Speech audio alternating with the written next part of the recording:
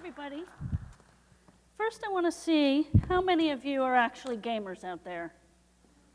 Raise your hands. Raise them high. All right. Well, those of you who aren't gamers, I hear there's another lecture across the hall called Agricultural Intensification. You might want to check that one out.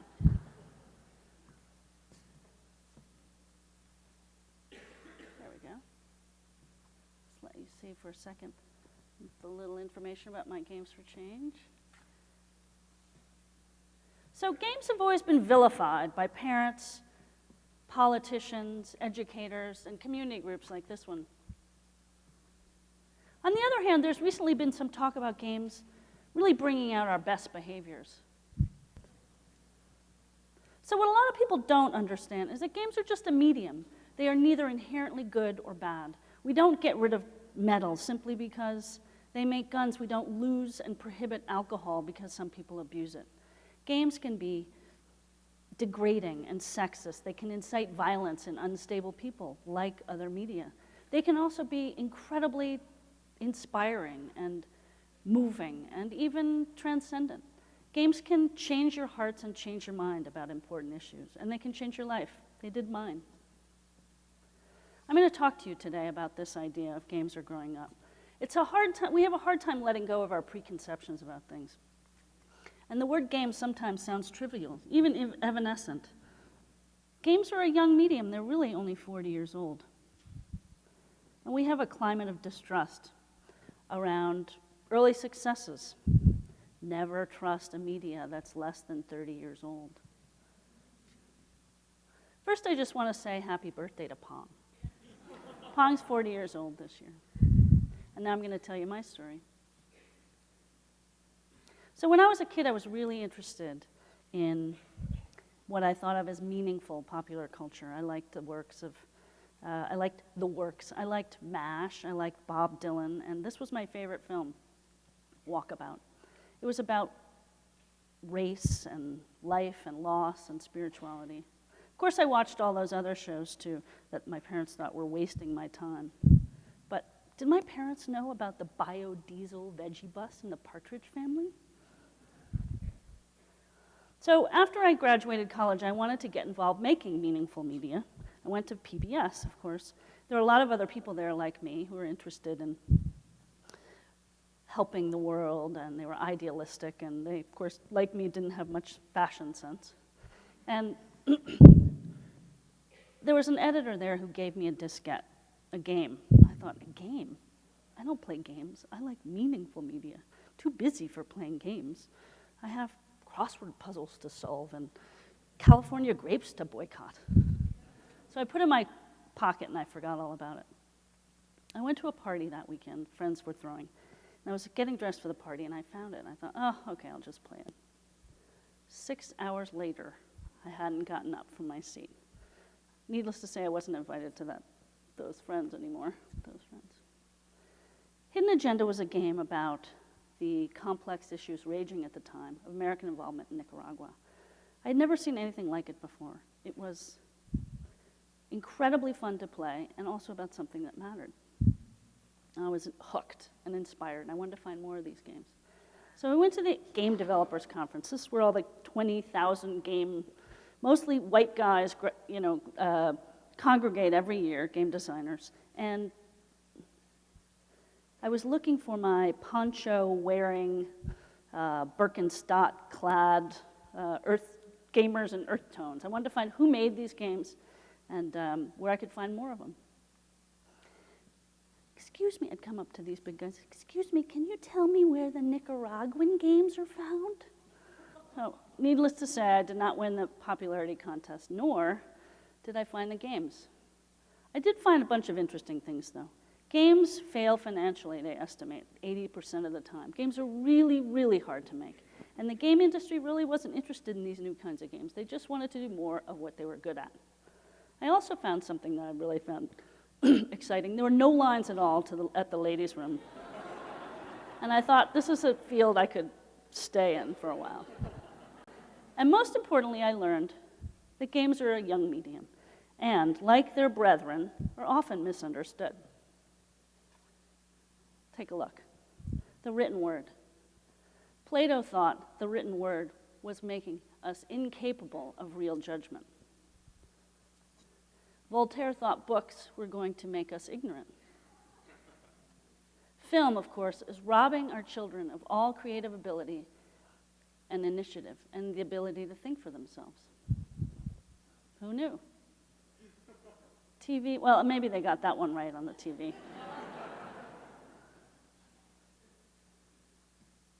So, early media often does embody very basic human themes. Here is the very first feature film called The Kelly Gang.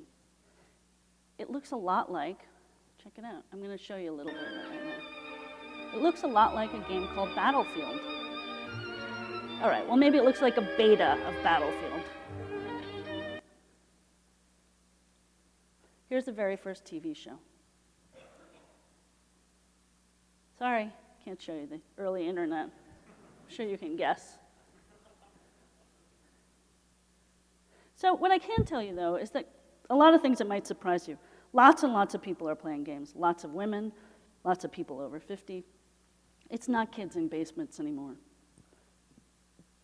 Games are growing up. I'm going to talk about this. I'm going to show you some of the early indicators of games growing up.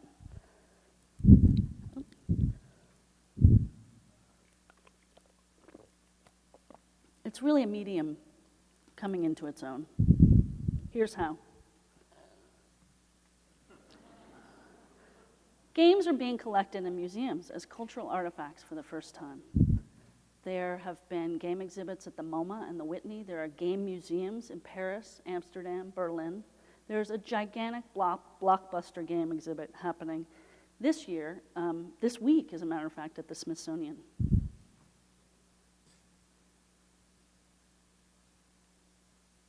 Games are also being treated differently in academia. Up till now, games have really been studied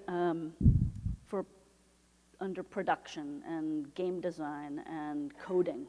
But for the first time, we're really seeing programs like at NYU and at USC of games being studied as meaningful cultural objects. And NYU, for example, this comes from the NYU Game Center, sits alongside the NYU film program and the creative writing program. And for the academics in the audience, I haven't forgotten about you. In case you haven't been able to follow along, here's the title of my talk translated.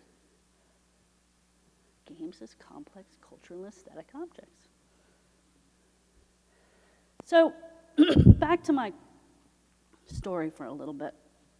When I left the Game Developers Conference in 1996, I really wanted to find more of these games, so I kept a list. There were not very many out there. They were mostly found in the art world. And I curated a show, and I kept going back and back to the Game Developers Conference. And finally, in 2003, I found some other people that were making or interested in this kind of games, these kinds of games. I found them, of course, by their footwear. And in 2004, we started something called Games for Change. It was a nonprofit dedicated to empowering and encouraging making these new kinds of games about serious social issues. In 2008, this was our keynote. Games for Change in 2008 was the biggest game event in New York City. This year, this week actually, the first Game Developers Conference hosted a Games for Change Day. Very exciting. Sandra Day O'Connor, you're probably scratching your head, why wouldn't she make a game? She learned that elementary students could identify an American Idol judge faster than they could a Supreme Court justice, and she got concerned. She thought she would make something on their own turf. So she has built, when her team, with some incredible educators, iCivics, which is a suite of games about civics. Nicholas Kristof, Al Gore, other keynote speakers are also making games. Al Gore last year said, games are the new normal, and he's right. Let's look at some of these games for change.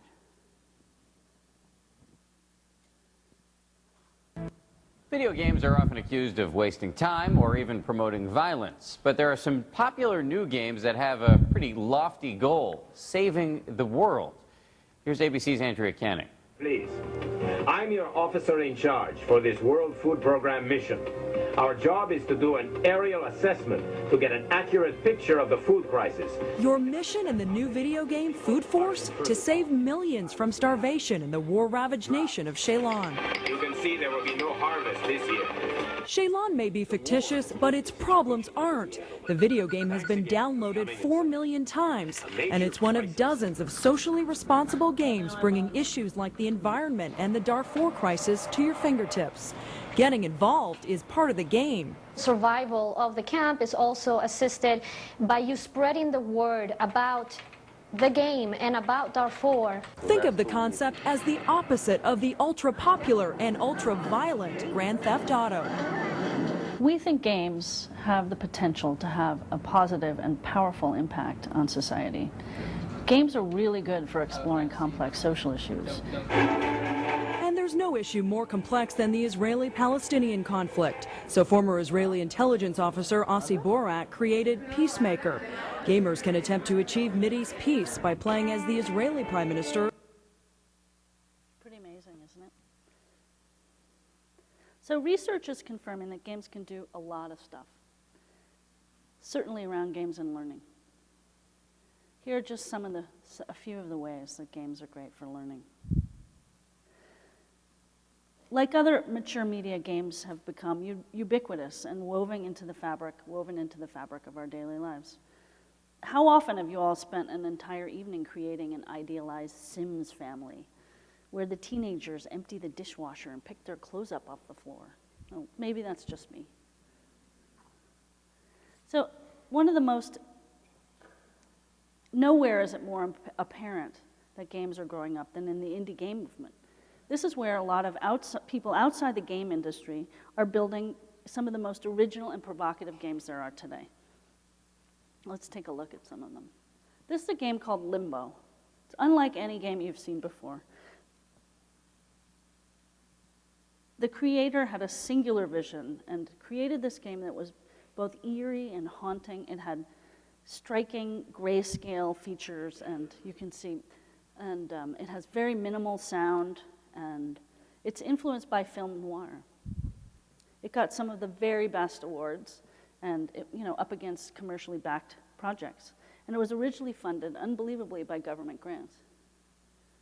This is a beautiful game. The game designers wanted to create a feeling for a positive feeling in the player. So Flower is a game where you actually control those petals, and they move through your environment, and they affect the environment. They can turn the grass green, they can make flowers grow, they can turn the windmill on. Let's take a look.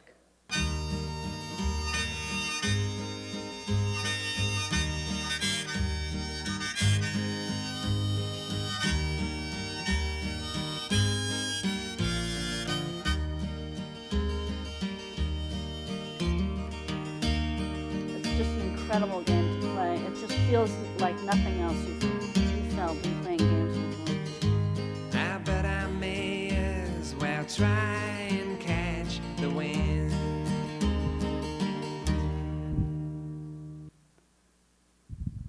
This is a game called Minecraft, another indie game. It's a sandbox game. That means it's open-ended. Players can create whatever they want, and they can create them first. They have to create the tools that create the buildings. You can't really see it very well right here, but they're little teeny blocks, and every single building is created by these very small blocks. It's very powerful. So the military has also been using a lot of games. This is from an email I was sent by a game developer who's using games, who's making games for the military. These are all the ways the military is using games. Here's one of the most popular military games. It's a first-person shooter. It's their #1 recruiting tool. I hear they actually let gay people now play this game too. Imagine. So the most interesting government change in games is they have a new game expert on staff called the Senior Policy Advisor in Games. She is there to leverage the power of video games to address some of the administration's issues. President Obama has come out of the game closet himself, as it were. He's using games to help promote STEM skill learning. The First Lady as well. She's using a game to help her Healthy Kids campaign, a game contest.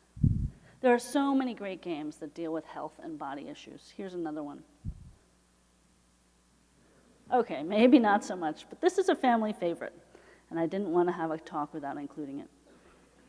I don't want to get up here and lecture about good games versus bad games. We love entertainment games in our house. My daughter is not allowed to watch TV. She's 11, but she is allowed to play video games when she has done her homework. Even entertainment games require something of her that TV never will: engagement, thinking, problem solving, mental energy. Try finding that on CNN.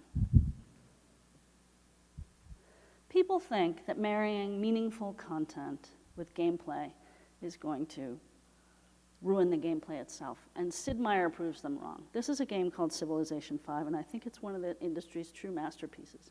Here you meet Napoleon on the battlefield, and you get to, you meet Napoleon on the battlefield, and you get to